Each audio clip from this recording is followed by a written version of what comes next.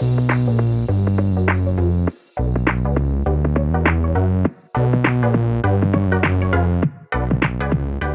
welcome everybody to another episode of the Chris and Dave's Reality Cast. I'm one of your hosts, Chris Phelps, and my co-host and very good friend is Mr. Dave Horrocks. Hey there, Chris, and hello to our listeners out there. Welcome to Chris and Dave's Reality TV Cast. And this time, we really are doing The Bachelorette Season 17, Katie's season, and Episode 5. Now, Chris, hold my hands up there. A bit of a fuck up on the old numbering, so people might have been trying to listen to The Bachelorette and got a bit of Love Island. That was on me. But we start off this episode, don't we? Caitlin's talking to Katie. Yep. And she's talking about, how the other guys are going to react and, well, how the fuck do you think they're going to react? So what do you reckon to that opening kind of scene there? Well, obviously she comes in, the guys are all sat there pretty cool. And it's like, someone from my past. I'm like, this is so false. It's so, he is the guy. I trust this guy. And I'm like, you hardly knew fucking Blake. And then Blake comes in and it's... Well, okay.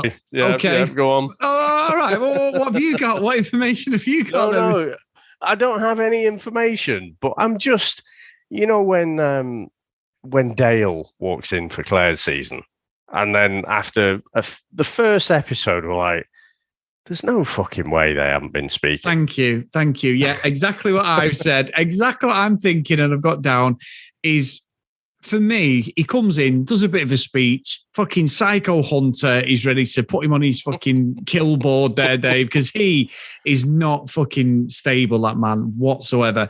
But I'm putting it on the line. Exactly what you've just said. Fucking Blake and Katie have definitely had a dabble, or they have been on some sort of date or something, because they are too familiar for me, Dave. The connection from Tayshia's show to the way Blake is with her, and I know they all go all in on this, it was too comfortable the way it all happened. And I honestly think they've been dating each other outside. I think they've definitely been talking. And I think, didn't Katie say something like, oh, Blake said to me, congratulations on your appearance and what have you, and that was it. Yeah, all right. And I know people have said to us in the past, I'm sure it was Dee Dee who wrote into us and said, there is a kind of togetherness with this Bachelor and Bachelorette crowd, because they've all been through that kind of same experience. So there is this camaraderie, if you like, but I'm just not having it. They have definitely been speaking. They are way too familiar. It's not just about knowing their on-screen personas. And I'm kind of feeling like nothing added up. It's like, so Blake messaged her after she'd finished on Matt's season. And literally he just turns up halfway through this one. Well, if you're that fucking, if Katie, she's amazing. Because all the other guys are like, are you here for the right reasons? And Blake calls himself out, doesn't he? This is the third Bachelorette I've seen. But, Katie's different. Yeah, all right. So, yeah, I just think it doesn't add up, does it? If you wanted to get on the season, get on from the fucking start. There was nothing stopping you from doing that. Matt's season had fully aired before they announced that Katie and Melissa were going to be the next two Bachelorettes, weren't they? Yeah. Blake could have got on the phone to his fucking agent at that point and said, get me on that season. But the producers are like, this will cause some right old drama, this will. If we do the same thing that we did with the last Bachelor season and introduce him halfway through and piss all the guys off, great TV. and I think you're right. It's all too familiar. What makes me laugh is, Carl, and it was the guy last week who got absolutely thrown to the wolves, and Katie threw him off the show. Oh, what's he called? The one who said he wanted to be the Bachelor. Was it Thomas? Thomas, yeah, Thomas. Not Marcus, as I kept calling him. Marcus, or Steve, as you called me yesterday, Dave. But anyway, isn't what Blake's doing pretty similar to what he did, Thomas? Because he's only doing it for exposure. There's something gone on there with Katie, or like say some sort of dialogue, or the familiar at some after party or whatever. But it all seems too cute. And I honestly, they threw the other two. Carl was an idiot, but it was all the same sort of scenario. And they threw him under the bus. And I'm like, well, he's surely doing the same thing. The problem is, I feel like we say this every week, but they're all such a bunch of massive hypocrites. But if you can figure out, if someone can say something that truly lets the guard down, and everyone else can see, he's just here for social media followers. He's not here for the right reasons. Oh my God. Then he's thrown to the wolves. It's like a public execution. It's like the fucking Crucible, Chris. That's what it's like. Everyone just goes nuts, like as soon as they can sniff out, he's here for the wrong reasons. And I just think it's utter nonsense. But, and Katie, got to hand it to her. She has read the script. She is good at being this lead. She's watched all the previous seasons. She is very rehearsed. And she's saying, she just has to follow her heart. When the guys are obviously pissed off that she's letting Blake in. But not only that, Chris, she twists the knife. She's got the knife right in the ribs there. And she's twisting it because it's like, Blake, do you want to come on a date with me? And he walks off and he's got like his hand on the small of her back. All you needed was for him to turn around and give it the fucking fist in the air kind of thing. You know what I mean? So, yeah, it's just, it's a bit of drama, but I now think from what I've seen in this episode, Blake's going to go far in this season. Yeah, he is. He is, Dave. Because I think as well, like, you've got Hunter there who just, like, say, he looks like an absolutely psychopath. You've got Aaron who fucking whinges. And again, he's like, as much as I don't like Hunter, it's weird, isn't it, how these people have come to the fore from nowhere. Every episode, there seems to be another baddie steps up. And it was Hunter won it. I know he's been a bit of a loose cannon and on the edge, but it was all about Hunter being, like, weird and just really intense with people. But Aaron, again, I need to tell Katie, no, you fucking don't. She's got eyes. Andrew S. was right last week with Trey. Let her make her own decisions. We've seen Katie a couple of times already take people's things as face value. Carl was one. He was complete game changer, complete manipulator. She took it at face value when every guy and all the guys like, what the hell is going on? Same with Thomas. They've all threw Thomas under the bus. Now Aaron's there, the fucking crusader. It's like, concentrate on yourself. If you're compatible with Katie, it doesn't fucking matter what the other people are doing. I don't care. They might be writing notes to her and everything and fucking, sticking stuff under her door, telling her how bad everyone is. She'll see through all that. And if she doesn't, then you don't deserve to be with her. It's like, they're all these fucking do-gooders and it gets on my nerves. They're all hypocrites and exactly the same as Carl and Thomas, Dave. They're all blaggers. We went over this last week, but it just fucking frustrates me. And when Blake went on the date with her, I was like, good.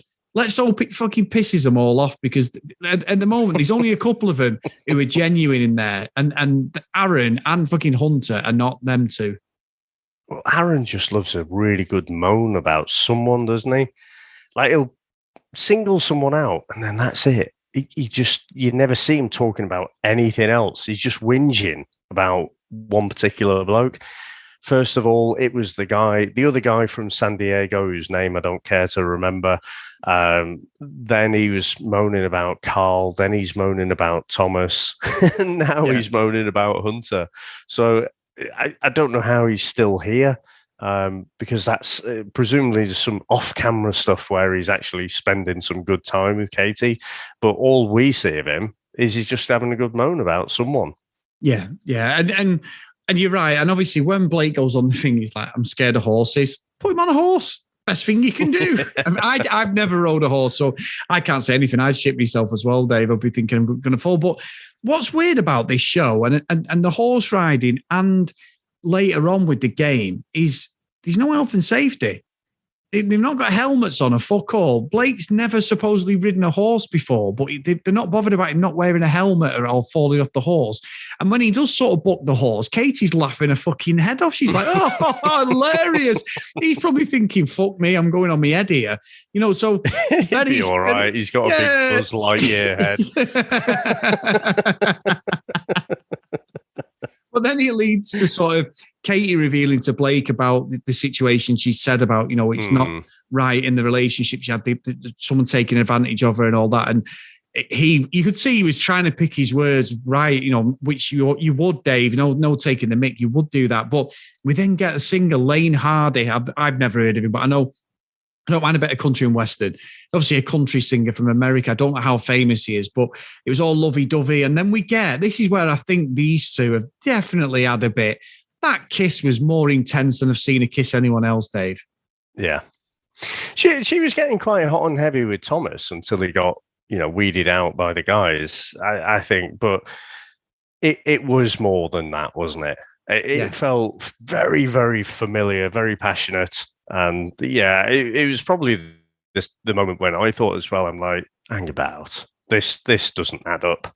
Yeah, I think that's where it turned. And when he comes back to the house, Dave, we then get the game. We get the bash ball battle.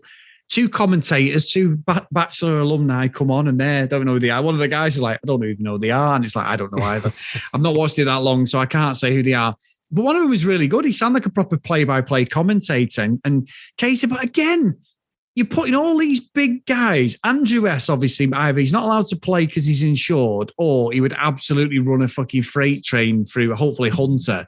No, that was Andrew S. He was the one who didn't appear on the group date. So they knew whoever didn't go on the group date would get the single one-on-one date.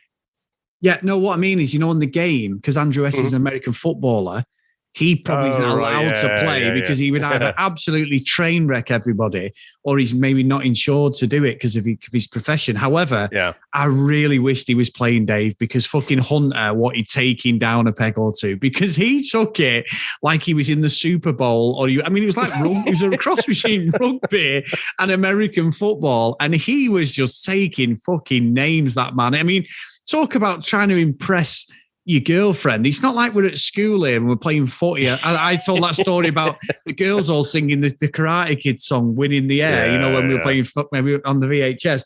It wasn't that. This was like he was trying to make sure that nobody survived this game, so he had less people to go up against, because he had killed Dave. He's the man you want on your team if you're going to win something. I just don't know what was going on in his head. I mean, it didn't seem to count against him later. But acting like a violent fucker, it should be setting off a few red flags, I think. And he definitely set the tone in this. It was kind of like full contact basketball, wasn't it? It was, or something. Yeah. It was a cross between both. I think rugby and basketball and American football. It was weird. Yeah, but again, you just wonder, because they were playing some of the, not the commentary, but people were talking like over the top of the game, and it sounded like Hunter set the tone.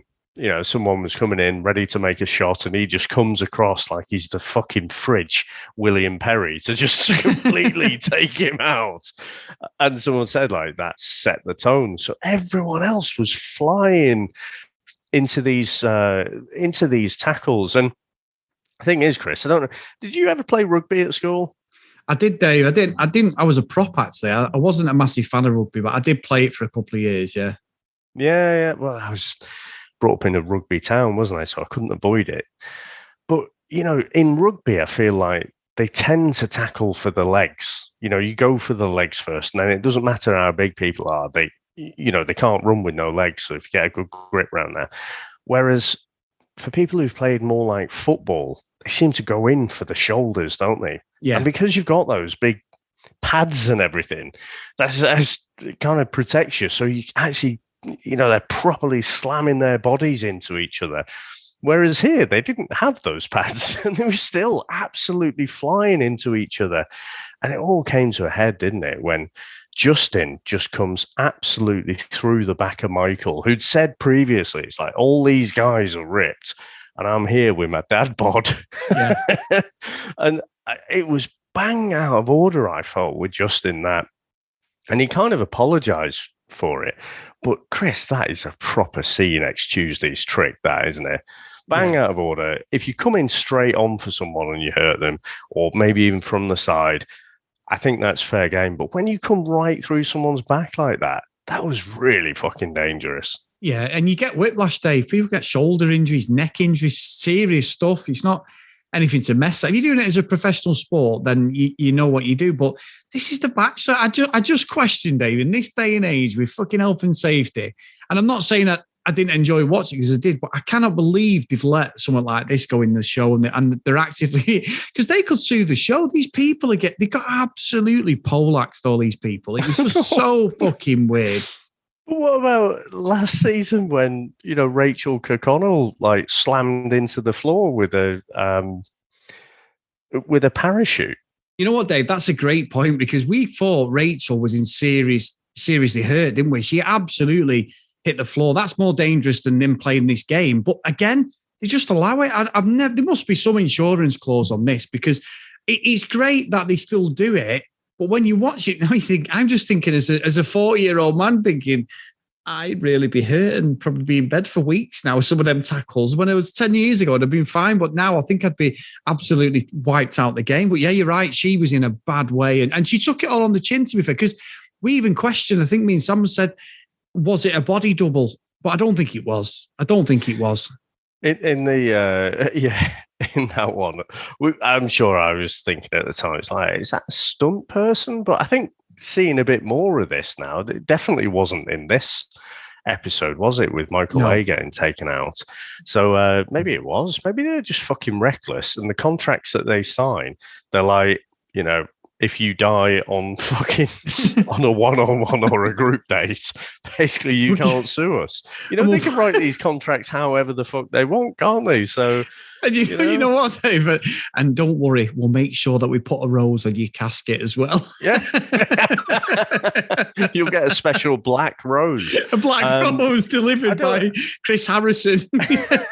I mean, these guys are okay though, aren't they? They're in their 20s or 30s. They can recover these things. Chris, I was putting on a bit of a sprint last night, and fucking my groin went. And I'm just like, oh fucking hell! I'm old. I keep forgetting.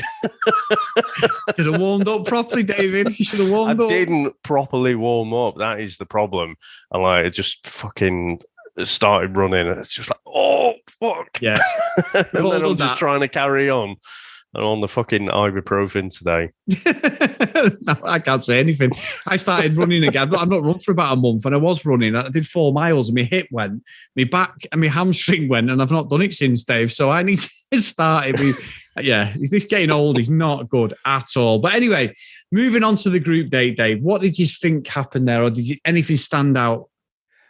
I thought the thing that stood out most of all was she pulled Michael for a chat first, basically saying, "You're not going to sue us, are you? You are okay." It'd have been fucking funny. Actually, no, it wouldn't be funny at all, but it would have made me laugh if he'd have turned up in the fucking neck brace and everything, fucking arms in plaster. Yeah, I'm fine. Yeah, just glad to be here with you, Katie. Michael puts out that it was his wife's birthday the previous day.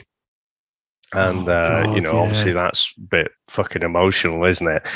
But it wasn't so much, that sharing that with Katie. It's actually when he was speaking to the blokes. And Greg seemed to be getting quite emotional as well. Got to admit, Chris, I was kind of gone. Yeah, I was lumping the throat, Dave. I've got to say that is not scripted. You would never think about that. And they were saying, Greg saying, the stupid little things that I'm worried about. And he's got this, and he's such a cheerful person. And it's like, that is real life. No matter what you think of the show and how scripted I think it is, that was so personal. I don't think that was something that for once, I don't think the producers were at fault with that. That's just an organic conversation that come out. Yeah. And I'm still not letting these guys off the hook. Are they there really for the right reasons? But for that moment, it wasn't about Katie. She wasn't there. This was just a moment the guys were sharing. So I fully bought into that. And everyone, when they hear that, it's not just that you're feeling for Michael, you sort of putting yourself in that position, aren't you? You're thinking, fucking hell, how would I cope? And so, yeah, that was quite an emotional moment, that. It was, to be fair. And from there, I think Greg went on a date with Katie, gets another kiss. They're quite passionate again. They have got a nice connection, but it was all about fucking Weirdo Hunter from this point. How he ended up with a fucking rose. I've got to question Katie's judgment here, Dave. I'm sorry. she's made some really strange things, but how has she not noticed that in Chris's reality radar, that Hunter is very unstable? Because I don't get it. He looks like he's on the edge for me. This reality radar. It's going to be the. I don't know what that's got to do with anything here. But he looks, I don't know if I should say this, but he looks like a little troll to me. I just don't get that. He whips out the, pictures of his kids that he'd previously, he told us he'd pretty much neglected his whole family. But, he's such a great dad. That obviously did the job.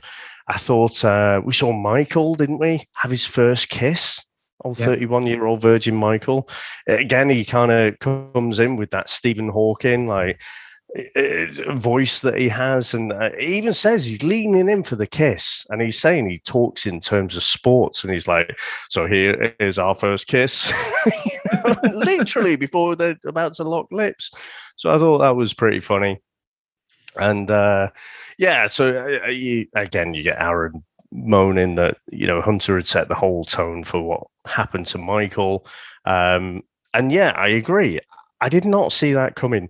Hunter is absolutely confident in himself. He's looking around. He's like, "Yeah, none of these other guys, none of them have got anything on me," which I kind of half.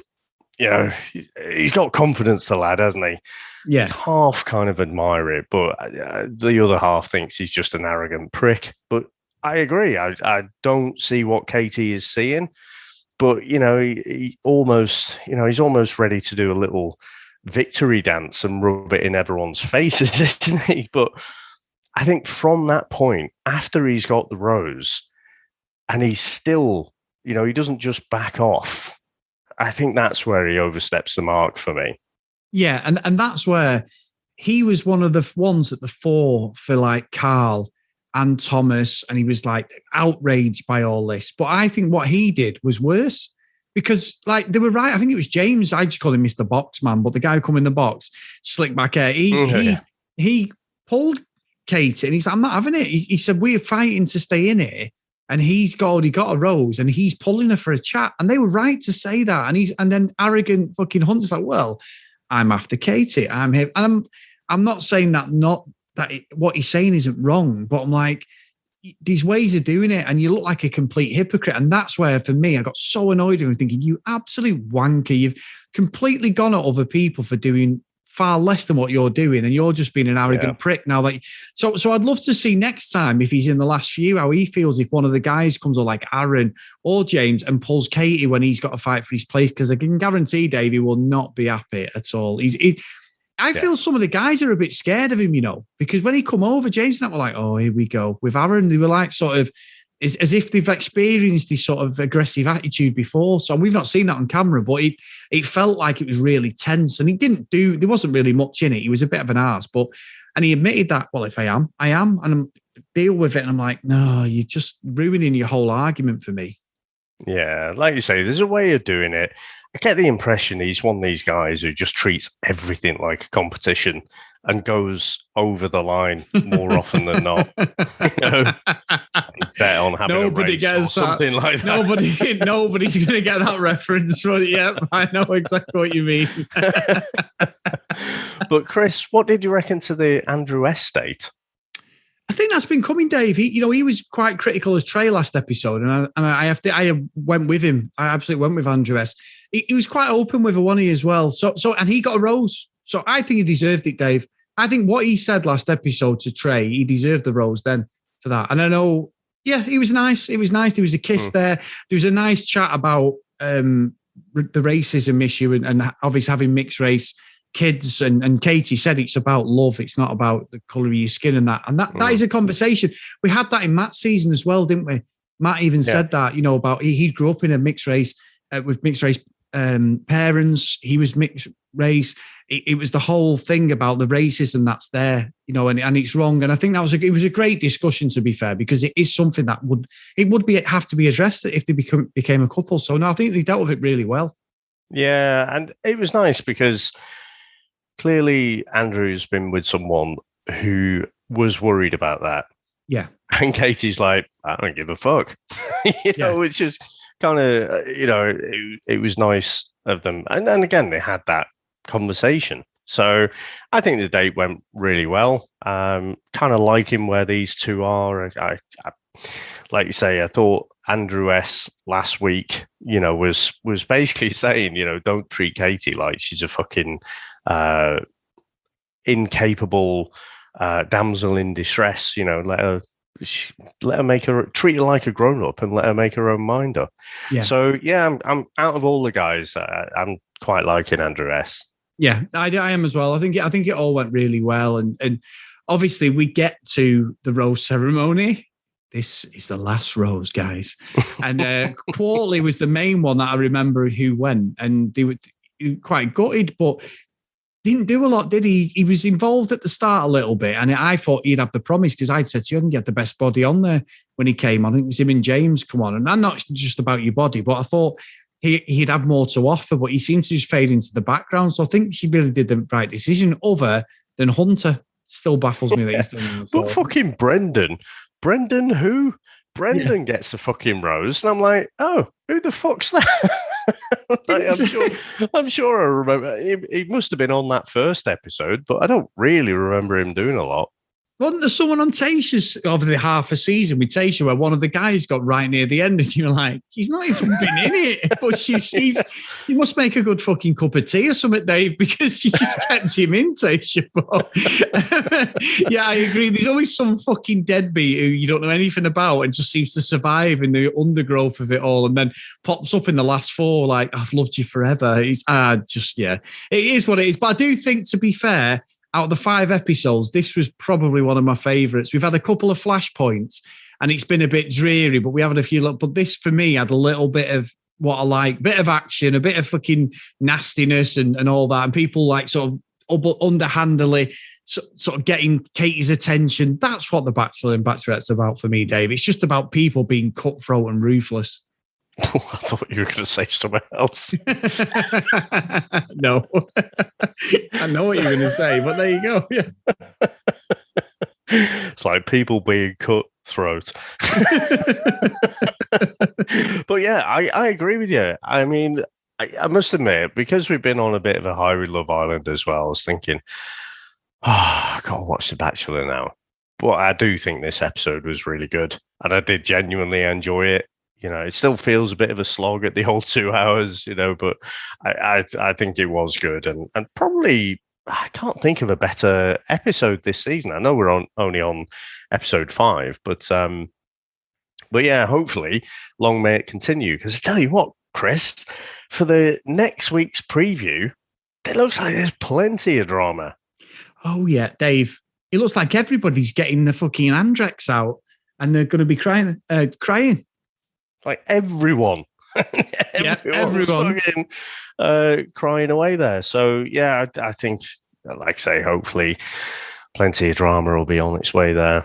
Right, Dave. So thank you today. And like I say, we'll look forward to next week now. But also, our Patreon is going crazy. I can't thank you guys. We both can't thank you enough. We've now got another Patreon. We've got Mr. David Brent. We mentioned it on the last show. It's just fantastic. We're now running at 9 Patreons. So thank you guys. Patreon.com/CD RealityCast if you want to support us. And I'll do the quick roll of honor. So we'll go from top to bottom this time. So we've got Mr. David Brent, which is our good friend Ed from Twitter, at Brent Love Island. He's been on before as a guest on this show. We've got Priscilla, Susan, Hennessy Green, Haley, Tracy, Lauren, Lucky Lulu Green, and Kent Gustafson. So thank you guys as always. We really, really appreciate it. Get over to our Facebook as well, Chris and Dave's Reality TV Cast, and join the chat. And we'll approve you. All run by our good friend Charlene, and it's all good fun. All the episodes are posted over there. If you want to email us, cdrealitycast@gmail.com. And also, if you want to follow us on social media at CD Realitycast. And with the emails, we have had one from our good friend Lorraine, Dave, and it says, nice. Hi guys, I've just finished watching The Bachelorette and what a slog it was. The only way to get through it was to do the ironing at the same time. Well, that is definitely bad. I still don't know which was more arduous, but I'm leaning towards The Bachelorette. what I take away with me from this episode is how much of a dick Hunter is, and I can't get past this gross, throaty snort, which happened far too many times. I didn't notice it actually, but now she said it, I'm gonna pick up on that. Please tell me you noticed it too, and I am not the only one grossed out by it and by him. I didn't. Did you, Dave? It's more like it's throaty, but a bit nasally as well. You know, when someone's like gonna like really get it from the back of their throat to, spit. And it's pretty nasty. Oh, and then that's binging. And then she finishes off with, there was more I wanted to comment on, but Hunter's snotty, phlegmy, snorting completely sidetracked me. Until next time, your friend Lorraine. So thank you, Lorraine, as always. Another great email. No, that's brilliant. That's brilliant. Now, Chris, we're done with reality TV again. It is that time of the week that we are going to, I can't remember, what did we call it? The summer challenge or something. Summer challenge, that'll do. Yeah. Seamless transition there. So we both wobbled a little bit last week. So I'm intrigued. How did you do this week? I'm still wobbling, Dave, because I am exactly the same weight as last week. Wobbling in every way. Literally in every way. However, the good news on the horizon is from yesterday, I started properly because we literally have a resemblance of a kitchen now. So I've got a cooker, a hob. I've just built the table today. I've done all the stuff that we need. The placing of the food, I'm back on the egg white omelets and that this week, Dave. So hoping by next week we're going to see some proper progress, because I've had 2 weeks of just eating shit and just picking food when I can, having takeaway, trying to have healthy takeaways, which there's no such thing as a healthy takeaway, Dave. But trying to just be a bit thingy, and it's not gone anywhere. So I'm still at the same weight I was last week, but I'm hoping next week to have some good news, because I've got no excuse now. Well, you're still down from when we started. I know. So if you're 233, you're 25% of your target. We've still got a good few weeks to go yet. But you've stuck on that for like 2 weeks now. So it sounds like you're on the right track to do a full court press. So what about yourself, David? So I got on this morning, and then I got on again about 20 minutes later. Go to the toilet, did we, Dave? I was 187.8 pounds. Right? And so that is down. So that is 37% of my target. Brilliant.